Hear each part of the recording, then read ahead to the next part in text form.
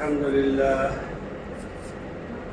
لله رب العالمين والعاقبة للمتقين والصلاة والسلام على سيد الأنبياء والمرسلين وعلى آله وأصحابه أجمعين أما بعد عن أبي هريرة رضي الله تعالى عنه أن رسول الله صلى الله عليه وسلم قال إذا مات الإنسان انقطع عنه عمله إلا من ثلاثة إلا من صدقة جارية أو علم ينتفع به أو ولد صالح يدعو له أو كما قال رسول الله صلى الله عليه وسلم. درود شریف پڑھیں. اللهم صل على محمد وعلى آل محمد كما صليت على إبراهيم وعلى آل إبراهيم إنك حميد مجيد. اللهم بارك على محمد وعلى آل محمد كما باركت على إبراهيم وعلى آل إبراهيم إنك حميد مجيد. بزرگوں اور دوستوں، میں نے آپ حضرات کے سامنے ایک حدیث پڑھی ہے. دنیا میں انسان جب تک کہ زندہ ہے اور عمل کا سلسلہ جاری رہتا ہے تو اس عمل کے سلسلہ کے جاری رہنے کی وجہ سے ثواب کا سلسلہ بھی جاری رہتا ہے. اور جیسے ہی انسان کی زندگی کا خاتمہ ہوا، روح جسم سے نکل گئی اور عمل کا سلسلہ بند ہو گیا تو ثواب کا سلسلہ بھی بند ہو جاتا ہے. چونکہ وہ زندہ نہیں ہے اس لیے کوئی بھی عمل ان سے سرزد نہیں ہو رہا ہے، لہذا ان کو ثواب بھی نہیں مل رہا ہے. اور آپ جانتے ہیں کہ ہر ایمان والا یہ محسوس کرتا اور یہ سمجھتا ہے کہ ہماری زندگی میں نیکی زیادہ سے زیادہ ہو تاکہ قبر کے اندر سکون اور آرام ملے، اللہ کے سامنے شرمندگی نہ ہو میدان محشر میں. تو ہر آدمی کی، ہر ایمان والے کی یہ خواہش، یہ تمنا ہے کہ کوئی موقع ہم سے ضائع نہ ہو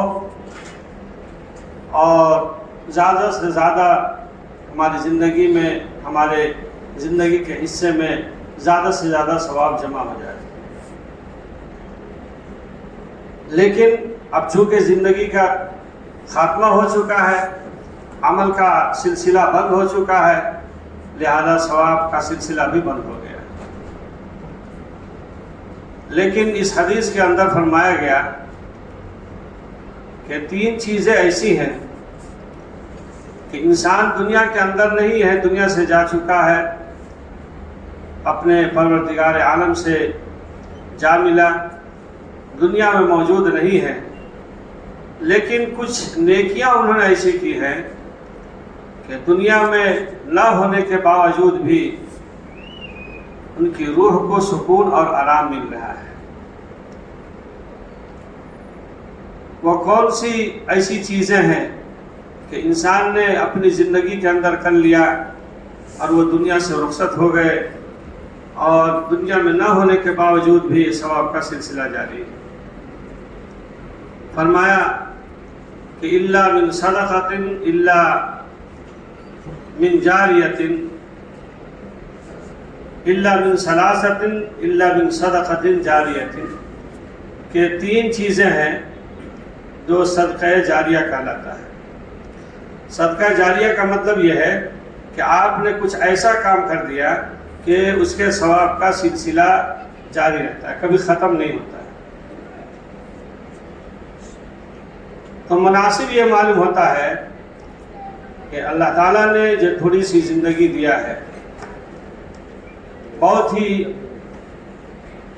کم ٹائم، بہت کم وقت اللہ تعالیٰ نے ہم سب کو عطا فرمایا، اور کام اس میں بہت زیادہ ہے. تو تھوڑی سی زندگی میں کچھ ایسا کام کر لیا جائے کہ مرنے کے بعد بھی قبر کے اندر روح کو سکون اور آرام ملتا رہے. فرمایا ایک تو مسجد ہے کہ ایمان والا مسجد بنا دیا، اور یہ مسجد ایک ایسی چیز ہے کہ بنانے والا دنیا کے اندر نہیں ہے، لیکن اس کا ثواب اس کو مل رہا ہے. مسجد کے بنانے میں کوئی ضروری نہیں ہے کہ انسان مسجد کے بنانے میں اپنی پوری رقم خرچ کر دے. مسجد کے بنانے میں جس طرح کا بھی تعاون کیا، وقت دیا، جان سے کیا، مال سے کیا، تھوڑا کیا، زیادہ کیا، ہر ایک کے لیے وہ مسجد صدقہ جاریہ ہوگا اور اس کو ثواب ملتا رہے گا. اسی طرح سے مدرسہ بنا دیا. اب وہ مدرسہ جب تک قائم رہے گا اس میں دینی تعلیم کا سلسلہ جاری رہے گا، قرآن پڑھنا پڑھانے کا سلسلہ جاری رہے گا. مسجد بنا دیا، نماز کے پڑھنے کا سلسلہ جاری رہے گا. وہ دنیا میں موجود نہیں ہے بنانے والا، لیکن اس کے روح کو ثواب، سکون مل رہا ہے اور ان کو ثواب مل رہا ہے. مسجد اللہ کا گھر ہے اور مدرسہ نبی کریم صلی اللہ علیہ وسلم کا گھر ہے. یا اس کے علاوہ کچھ ایسا کام کر دیا، کہیں کنواں کھدوا دیا، نل لگوا دیا، کہیں مسافر خانہ بنا دیا، کہیں پیڑ لگا دیا کہ جسے تھکے ماندے لوگ آرام کر لیتے ہیں. کچھ ایسا کام کر دیا کہ کرنے والا دنیا کے اندر موجود نہیں ہے، لیکن اس کا ثواب ہم کو مل رہا ہے. اسی طرح سے کسی غریب طالب علم کو، غریب بچہ کو اپنے خرچے سے حافظ بنا دیا، عالم بنا دیا، مفتی بنا دیا. اور یا اسی طرح سے کسی مدرسے کو دینی کتاب خرید کے دے دیا، مسجد میں دینی کتاب خرید کے دے دیا، اور اس دینی کتاب سے علماء اور لوگ فائدہ اٹھا رہے ہیں.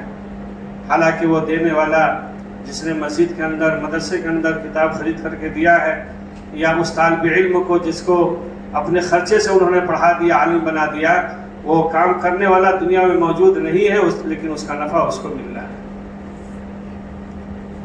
لیکن یہیں پر رک کر ایک بات میں آپ کو بتلا دوں کہ عام طور پر لوگوں کے ذہن میں یہ بات بیٹھی ہوئی ہے کہ مسجد میں یا مدرسے میں قرآن شریف ہدیہ کرانے سے، دینے سے زیادہ ثواب ملتا ہے. ایسا لوگوں کے ذہن میں بیٹھا ہوا ہے.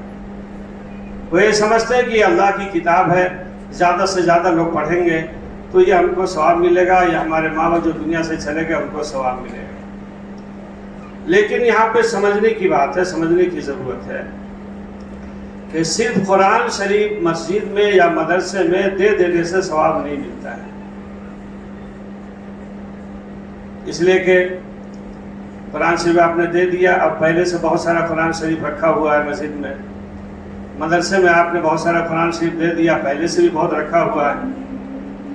اور جو پہلے سے رکھا ہوا ہے وہ جو آپ نے دیا وہ سب ویسے ہی رکھا ہوا ہے اور وہ پڑھا نہیں آ رہا. اور دینے والے نے کیا سمجھا، میں مسجد میں 10 عدد قرآن شریف دے دیا، مدرسے میں 10 عدد قرآن شریف ہم نے دے دیا اب ہم کو ثواب مل رہا. ایسا نہیں ہے. وہ قرآن شریف پڑھا جائے گا تب ثواب ملے گا، اور ایسے ہی رکھا ہوا ہے تو ثواب نہیں ملے گا. اب کیا طریقہ ہے اس کا ثواب کے حاصل کرنے کا؟ کہ بھئی مسجد اور مدرسے کو جس چیز کی ضرورت ہے اس ضرورت کو آپ امام صاحب سے، مدرس سے، معلم سے، مدرسے کے ذمہ دار سے آپ پوچھیں کہ بھائی آپ کی مسجد میں یا آپ کے مدرسے میں کس چیز کی ضرورت ہے. میں قرآن شریف دینا چاہتا ہوں، اور وہ سامنے والا یہ کہتا ہے کہ قرآن شریف کی ضرورت نہیں ہے، اس لیے کہ پہلے سے میرے پاس قرآن شریف بہت رکھا ہوا. آپ ایسا کیجئے، آپ دین کی کوئی فلاں کتاب خرید کر کو دے دیجیے، اس کی ضرورت ہے. آپ اردو قاعدہ خرید کے دے دیجئے، نورانی قاعدہ دے دیجئے، اردو کی فلاں کتاب دے دیجئے، بچوں کو کاپی دے دیجئے، کچھ ایسی چیز دیجئے کہ فوری طور پر اس کا استعمال ہو۔ مسجد میں آئے، آپ قرآن شریف دینے کی نیت سے آئے، قرآن شریف لے کر کے آئے، لیکن دینے سے پہلے آپ امام صاحب سے پوچھ لیں کیا اس کی ضرورت ہے؟ امام صاحب کا کہنا ہے کہ نہیں، اس کی ضرورت نہیں ہے۔ مسجد میں پنکھا خراب ہے، پنکھا لگوا دیجئے، لائٹ نہیں جل رہی ہے، لائٹ لگوا دیجئے، مسجد میں کلر نہیں ہے، کلر کروا دیجئے۔ جس چیز کی ضرورت ہے اس موقع پر خرچ کرنے سے وہ جب وہ پیسہ آپ کا لگ جائے گا، اس کا استعمال ہو جائے گا، تب آپ کو ثواب ملے گا۔ لیکن عام طور پر یہ ذہن بنا ہوا ہے کہ مسجد میں یا مدرسے میں صرف قرآن شریف دے دینے سے ثواب کا سلسلہ شروع ہو جاتا ہے، ایسا نہیں ہے۔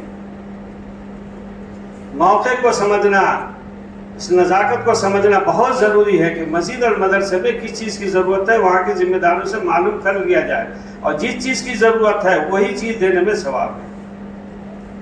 ورنہ کیا مطلب ہے وہ چیز رکھی ہوئی ہے، استعمال نہیں ہو رہی، آپ کو کچھ نہیں مل رہا ہے۔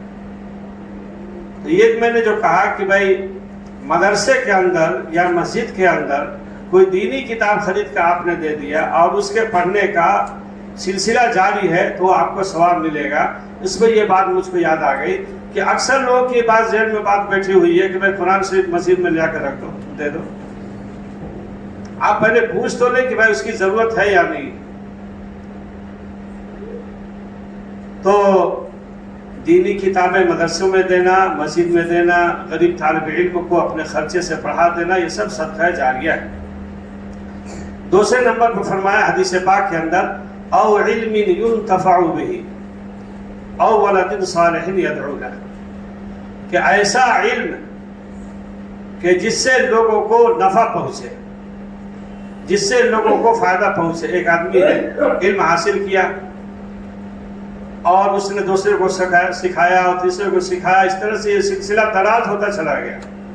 اچھے اچھے شاگردوں کو پیدا کیا، تلامذہ کو پیدا کیا، اور انہوں نے دین کی خدمت کرنا شروع کیا، اور یہ سلسلہ چلتا رہا اور اب تک چل رہا اور قیامت تک چلتا رہے گا۔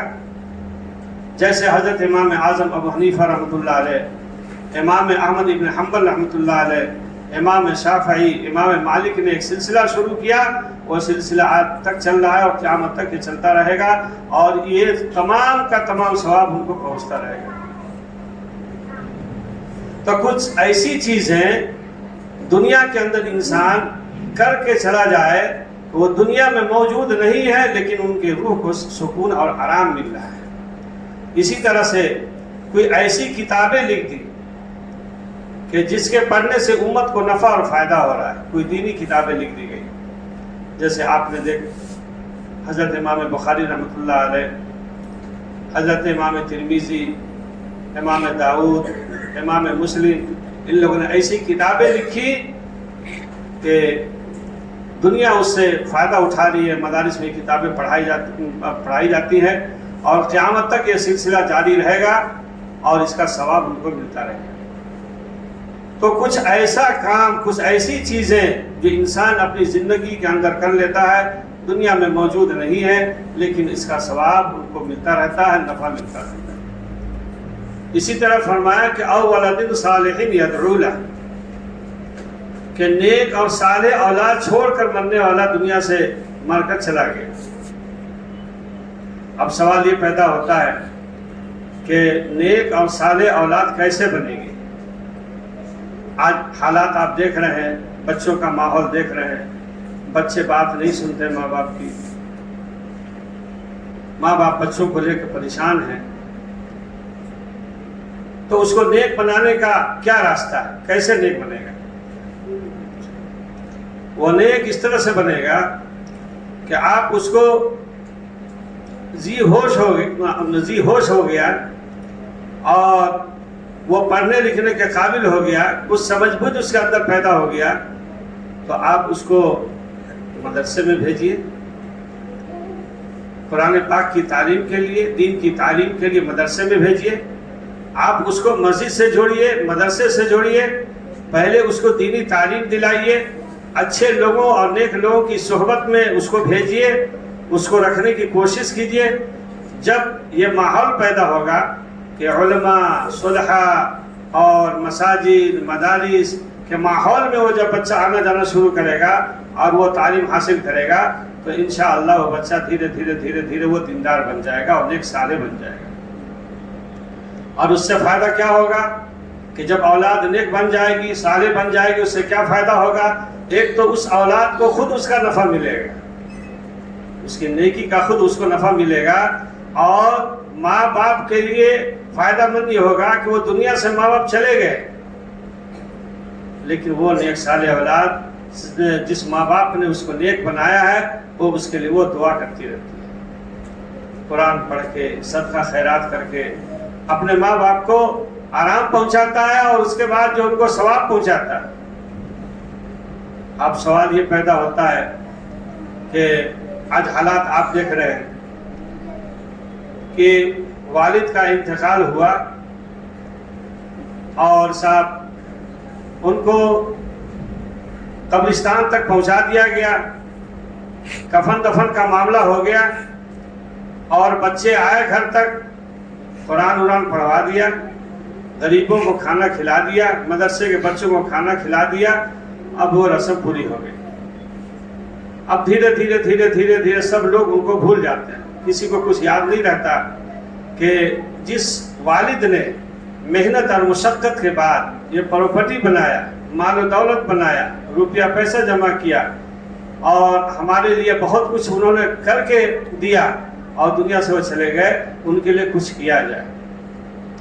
ہر ماں باپ کو یہ فکر لاحق ہے اور وہ فکر مند ہے کہ بھائی ہم اپنے بچوں کے لیے کیا کر رہے ہیں. ان کے لیے کچھ زمین کا انتظام، کچھ پلاٹ کا انتظام، گھر مکان کا انتظام، کاروبار کا انتظام، کچھ بینک بیلنس، اس کی فکر میں لوگ لگے ہوئے ہیں. لیکن آپ اس بات کو یاد رکھیں کہ آپ نے کچھ نہیں جمع کیا، آپ نے بینک بیلنس نہیں کیا، آپ نے دولت جمع نہیں کیا، گھر مکان کا آپ نے انتظام نہیں کیا، جیسے تیسے زندگی گزر رہی اور گزر جائے گی. لیکن بچے کو آپ نے ہونہار بنا دیا، بچے کو آپ نے کامیاب بنا دیا، بچے کو آپ نے دیندار اور صالح نیک بنا دیا، بچے کو آپ نے کامیاب کر دیا. تو وہ بچہ جو کچھ بھی نہیں تھا آپ کے پاس میں، اس بچے کو آپ نے ہونہار کامیاب بنا دیا، وہ بچہ انشاءاللہ سب کچھ کر لے گا. اس لیے کہ آپ نے بچے کو کامیاب بنایا ہے، ہونہار بنایا ہے اور دیندار بنایا اور صحیح راستے پہ اس کو لگایا ہے، تو انشاءاللہ وہ سب کچھ کر لے گا. لیکن آپ کی اولاد صحیح نہیں ہے، آپ نے اس کو پڑھایا لکھایا نہیں، آپ نے اس کو دیندار نہیں بنایا، نیک صالح نہیں بنایا آپ نے، تو جو بھی آپ کی پراپرٹی ہے، جو بھی آپ کی دولت ہے، جو بھی زمین جائیداد ہے، روپیہ پیسہ ہے، اگر وہ اولاد نکمی ہے تو وہ دھیرے دھیرے دھیرے دھیرے یہ تمام کی تمام چیزیں وہ ختم کر دے گا اور بیچ باچ کر کافی کے برابر کر دے گا. اب یہ حالات دیکھ رہے ہیں، یہ کوئی بتانے کی چیز نہیں. اس لیے ضروری ہے کہ ہم اپنی اولاد کو نیک اور صالح بنائیں، ہونہار بنائیں، کامیاب بنائیں، کہ تاکہ جب دنیا سے آپ چلے جائیں، آپ اس دنیا سے رخصت ہو جائیں، تو وہ اولاد آپ کے لیے کچھ کرے. لیکن صرف اس کے اوپر دار و مدار اور انحصار کر کے زندگی گزارنا ٹھیک نہیں ہے کہ میں مر جاؤں گا تو بچہ قرآن شریف پڑھوا دے گا، میں دنیا سے چلے جاؤں گا تو میرے لیے کچھ صدقہ خیرات کر دے گا. بہت اچھی بات ہے، اگر بچے کر رہے ہیں، اولاد کرے تو بہت اچھی بات ہے.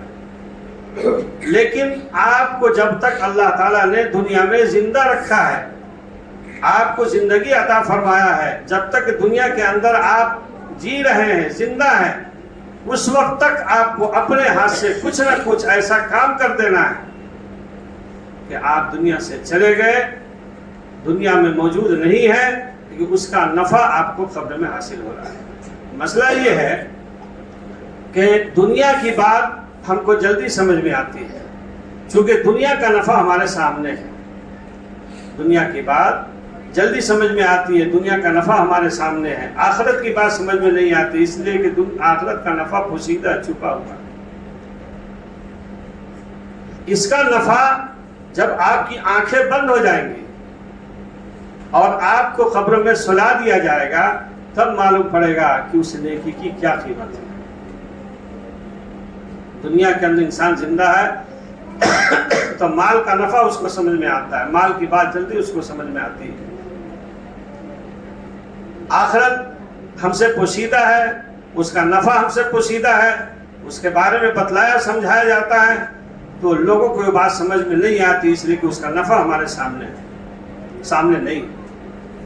ایک اس کا نفع جب آنکھیں بند ہو جائیں گی، دنیا سے آپ رخصت ہو جائیں گے، قبروں میں سلا دیا جائے گا، آپ ہوں گے، اور اس کے بعد جو ہے آپ کے اعمال ہوں گے۔ باقی تو جتنے لوگ جائیں گے وہاں دفن کرنے، اور آپ کے جنازے میں وہ سب لوگ نماز پڑھ کے دفن کر کے چلے آئیں گے، بس آپ ہوں گے اور آپ کے اعمال ہوں گے۔ اگر اعمال صالحہ آپ کے ساتھ ہے، آپ نے اچھے اعمال کیے ہیں، تو آپ کو وہاں سکون ہے، آرام ہے، عافیت ہے۔ ورنہ اگر زندگی لاپرواہی میں، غفلت میں، گناہوں میں گزری ہے، تو پھر وہاں تکلیف ہے، پریشانی ہے، ٹینشن ہے۔ تو اس لیے اگر آپ یہ چاہتے ہیں کہ دنیا سے رخصت ہونے کے بعد ہم کو قبر میں آرام ملے، تو اپنے ہاتھوں سے کچھ ایسا کام کر جائیں کہ آپ کو مرنے کے بعد قبر میں بھی آرام ملے، اور اللہ کے سامنے کوئی شرمندگی اور کوئی ذلت و رسوائی کا سامنا نہ کرنا پڑے۔ کہ میرے بھائی بزرگ دوستو، انسان یہ سمجھتا ہے کہ مال اور روپیہ پیسہ، زمین جائیداد، یہ سب میرا ہے، سب ہم نے محنت سے کمایا ہے۔ لیکن قرآن کیا کہتا ہے؟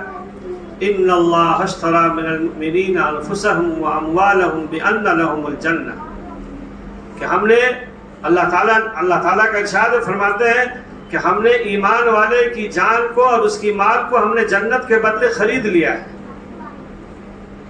نہ آپ کا وقت ہے، یہ وقت بھی امانت ہے، نہ آپ کی صحت تندرستی آپ کی ہے، یہ سب امانت ہے، نہ مال آپ کا ہے، یہ سب امانت ہے، سب کچھ اللہ کا۔ اس لیے کہ اللہ خود ہی فرما رہے ہیں کہ ہم نے ایمان والے کی جان کو، اس کی مال کو جنت کے بدلے خرید لیا ہے، ہم اس کو اس کے بدلے میں جنت دیں گے۔ لہٰذا جب آپ کو جنت چاہیے تو جنت والا کام بھی کرنا ہوگا۔ یہ جنت بھی بنائی گئی ہے ایمان والوں کے لیے، وَسَارِعُوا إِلَىٰ مَغْفِرَةٍ مِّن رَبِّكُمْ وَجَنَّةٍ عَرْضُهَا السَّمَاوَاتُ وَالْأَرْضُ أُعِدَّتْ لِلْمُتَّقِينَ۔ یہ جنت بنائی گئی ہے تقوی والوں کے لیے، متقی کے لیے، پرہیزگار کے لیے۔ پرہیزگار کون لوگ ہیں؟ جو اللہ کی بات کو مانتے ہیں، اللہ کی نافرمانی نہیں کرتے، اللہ نے جن چیزوں کو کرنے کا حکم دیا اس کو کرتے ہیں، اور جس سے منع کیا ہے اس سے رک جاتے ہیں، اس سے بعد آتے ہیں، وہ متقی ہے۔ اور ہوتا کیا ہے کہ ہم نیکیاں بہت کرتے ہیں، لیکن گناہ بھی اسی طرح سے ہم سے ہوتا ہے۔ ہونا یہ چاہیے کہ ہم زیادہ سے زیادہ گناہ سے بچنے کی کوشش کریں، بھلے نیکی کم ہو۔ نقصان یہ ہو رہا ہے کہ نیکیاں زیادہ ہو رہی ہیں اور گناہ بھی اسی حساب سے ہو رہا ہے، اس لیے اس کا نفع نہیں مل رہا ہے۔ تو اب دو کام کرنا ہے، نیکیاں زیادہ کرنی ہے اور گناہ سے بچنا ہے۔ اور اگر آپ نیکیاں کم کر رہے ہیں تو بھی کوئی مسئلہ نہیں، لیکن گناہ سے بچنا ضروری ہے۔ ہم اعمال بہت کرتے ہیں، اچھے اچھے کام کرتے ہیں، نیکیاں کرتے ہیں، لیکن اس کی حفاظت نہیں کر پاتے، اس کو باقی نہیں رکھ پاتے۔ اس کو باقی رکھنے، اس کی حفاظت کرنے کا ذریعہ یہ ہے کہ آپ گناہ سے بچیں۔ اس لیے میرے بھائیو، بزرگوں، دوستو، زندگی کا کوئی ٹھکانہ نہیں ہے، بہت معمولی سی تھوڑی سی زندگی ہے۔ اب آپ دیکھ لیجئے کہ انسان جو ہے آج کل کے حالات ماحول میں 50 سال، 60 سال، 65 سال، 70 سال کے اندر جو انسان اس دنیا سے رخصت ہو جاتا ہے۔ کوئی لمبی عمر اس کو نہیں مل رہی ہے، عمر بہت تھوڑی سی ہے اور کام بہت زیادہ ہے۔ اس لیے آپ تمام حضرات سے یہ گزارش ہے کہ آپ اپنی زندگی کو غنیمت سمجھیں۔ کسی شاعر نے کہا کہ عمل سے زندگی بنتی ہے، جنت بھی جہنم بھی، یہ انسان اپنی فطرت میں نہ نوری ہے نہ ناری ہے۔ اچھے اعمال سے ہی بات بنے گی، اعمال خیر اور اعمال صالحہ سے ہی بات بنے گی۔ اس لیے کہ اچھے اعمال ہی آپ کو جنت میں لے کے جائے گا اور برے اعمال جہنم میں لے کر کے جائے گا۔ اسی لیے شاعر نے کہا کہ عمل سے زندگی بنتی ہے، جنت بھی جہنم بھی، یہ انسان اپنی فطرت میں نہ نوری ہے نہ ناری ہے۔ دنیا میں جانے سے پہلے کچھ ایسا کام کر جائیے کہ آپ کو اس کا نفع اور اس کا فائدہ دنیا میں بھی حاصل ہو، اور مرنے کے بعد بھی آپ کسی کے محتاج نہیں رہے کہ ہم مر کے جا رہے ہیں تو ہمارے بچے ہمارے لیے کچھ کریں گے۔ آپ دنیا کے ماحول کو دیکھ رہے ہیں کہ والد کا انتقال ہوا، کفن دفن کا کام مکمل ہوا اور ساتھ پراپرٹی کی تقسیم میں لوگ لگ جاتے ہیں، بھائیوں میں جھگڑا ہوتا ہے، وہ بولتا ہے وہ دکان ہم کو چاہیے، وہ بولتا ہے وہ مکان ہم کو چاہیے، میں نے ماں باپ کی خدمت زیادہ کیا ہے، ہم کو زیادہ چاہیے۔ کسی کو یہ فکر نہیں ہے کہ اس دولت کو ماں باپ نے، ہمارے والد نے کتنی مشقت سے اور کتنی تکلیف سے ہمارے لیے جمع کیا تھا، اور ہم ماں باپ کے لیے کیا کرنا ہے۔ ایک آدھ دفعہ قرآن شریف پڑھوا دیا مدرسے کے بچوں سے، ایک آدھ دفعہ کھانا کھلا دیا، اور ہم نے یہ سمجھا کہ ہم اپنے ماں باپ کو کا حق ہم نے ادا کر دیا۔ ایسا نہیں ہے میرے بھائی۔ ہمیشہ جس ماں باپ نے آپ کے لیے بہت کچھ کیا، آپ کی زندگی کے لیے سرمایہ جمع کیا، مال دولت جمع کیا، پراپرٹی بنایا، کہیں ذلت و رسوائی کا سامنا کرنا پڑا، کہیں ایمان خطرے میں پڑ گیا، صبح شام اس کے لیے پریشان ہوئے، خون پسینہ بہایا، سب کچھ کیا، لیکن آج جس شخص نے مال جمع کیا تھا آج اسی کے لیے کچھ نہیں ہو رہا، اور لوگ آپس میں جھگڑے کر رہے ہیں مال کے لیے، دولت کے لیے، مکان کے لیے، زمین کے لیے، سب یہ فتنہ فساد ہو رہا ہے۔ آپ اپنی آنکھوں سے دیکھ رہے ہیں، سب تجربے کی بات ہے، کوئی بتانے کی چیز نہیں ہے۔ اس لیے آپ یہ چاہتے ہیں کہ دنیا میں سکون ملے، آرام ملے، آپ کی زندگی اچھے سے گزرے، عافیت کے ساتھ گزرے، تو آپ اپنی زندگی میں کچھ نیکیاں، کچھ اچھے کام کر جائیے، تاکہ دنیا بھی آپ کی سکون آرام میں گزرے اور آخرت میں بھی اللہ کے ہاں معاملہ آپ کا اچھا۔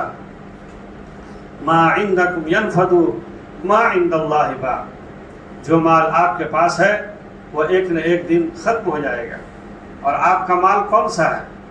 آپ کا مال وہ ہے کہ جو آپ نے کھا لیا، جو آپ نے پہن لیا، اور جو آپ نے اللہ کے راستے میں خرچ کر دیا، بس وہی آپ کا مال ہے۔ باقی تو آپ کے انتقال کے بعد، دنیا سے جانے کے بعد، سب یہ وارثین کا اور بچوں کا مال ہے، آپ کا کچھ نہیں۔ وما عند اللہ باق، جو آپ نے اللہ کے راستے میں جمع کر دیا ہے، خرچ کر دیا ہے، وہی مال آپ اللہ کے ہاں دیکھیں گے، اور آپ تصور نہیں کریں گے کہ بھائی ہم دنیا میں رہ کر کے ہم نے جو مال خرچ کیا تھا یہ اتنا سارا یہاں جمع ہو گیا۔ تو جب اس کا نفع اور فائدہ آپ کے سامنے آئے گا، اللہ راضی اور خوش ہوگا، اس وقت آپ کو یہ سمجھ میں آئے گا کہ دنیا میں ہم نے تو کچھ بھی نہیں کیا تھا، لیکن وہاں رجسٹر میں سب کچھ لکھا ہوا ہے، نیکیاں بھی لکھی جاتی ہیں اور برائیاں بھی لکھی جاتی ہیں، لیکن جب وہاں پہ آپ کے نیکیوں کا نفع سامنے ملے گا تو خوشی کی کوئی انتہا نہیں ہوگی۔ سب سے بڑی نعمت یہ ہوگی کہ اللہ آپ سے راضی ہوگا۔ اس لیے میرے بھائیو، بزرگوں، دوستو، میں حضرت سے گزارش کروں گا کہ بھائی یہ زندگی اللہ کی امانت ہے، یہ صحت، یہ تندرستی، یہ وقت، یہ سب اللہ کی امانت ہے۔ اس کو غفلت میں، لاپرواہی میں اس کو نہ گزارا جائے اور اس کا صحیح استعمال کیا جائے، اس لیے کہ انسان کی زندگی کا کوئی ٹھکانہ نہیں۔ ابھی حالات کچھ ہیں، تھوڑی دیر کے بعد معلوم پڑا بھائی فلاں کے ساتھ ایسا حادثہ ہو گیا، دنیا سے وہ رخصت ہو گئے، ابھی تو صحیح سالم تھے، ابھی تو مجھ سے بات ہو رہی تھی، ابھی تو ہم لوگ ساتھ میں کھانا کھائے تھے، ابھی کیا ہو گیا۔ اس لیے کچھ نہیں بول سکتے، زندگی کی کوئی گارنٹی نہیں ہے کہ کون کتنے دن تک زندہ رہے گا، کون کب چلا جائے گا، اس کا وقت پورا ہوگا اور اس میں کسی کو چور چرا کرنے کا کوئی حق نہیں ہے۔ اللہ کی امانت ہے، اللہ جب چاہے اس امانت کو واپس لے لے، اس لیے اس موقع کو غنیمت سمجھے۔ اس لیے اس شاعر نے کہا کہ عمل سے زندگی بنتی ہے جنت بھی جہنم بھی، یہ انسان اپنی فطرت میں نہ نوری ہے نہ ناری ہے۔ میرے بھائیو، بزرگوں، دوستو، یہ قریب کا مدرسہ بہلوگ مرکھاڑی کملا رامن نگر گوندی جو آپ کے قریب کا پڑوس کا مدرسہ ہے، مستحق ادارہ ہے، مشہور ہے، بڑا مدرسہ ہے۔ آپ تمامی حضرات سے گزارش ہے کہ آپ نماز پڑھ کے نکلیں گے تو مہمان رسول کے لیے، مدرسے کے لیے جو کچھ آپ سے ہو سکے تعاون کرتے ہوئے جائیں۔